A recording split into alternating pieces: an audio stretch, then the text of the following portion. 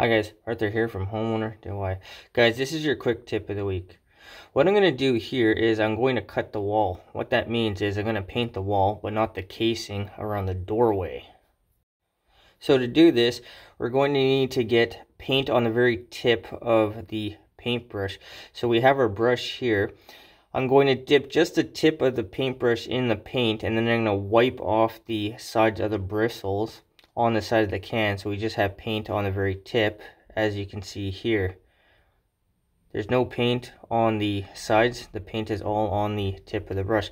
So the idea here is that we are going to paint the wall, give it a bit of a gap, and then we're going to move slowly towards the casing so we have a nice clean edge.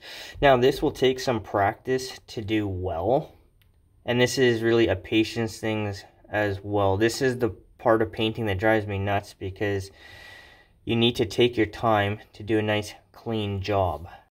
So here I'm going to continue.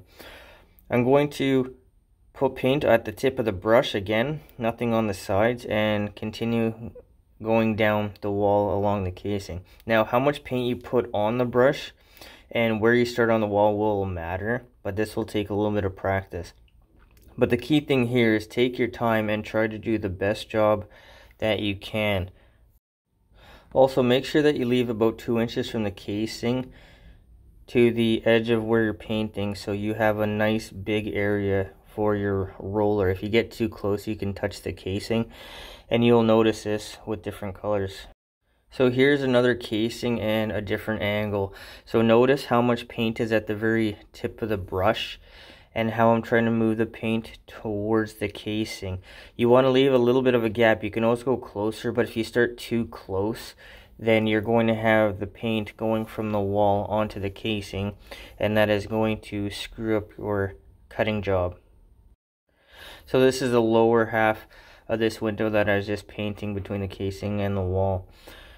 So make sure that you take your time when you're cutting. This is a thing of patience, and this is actually quite technical to do a good job.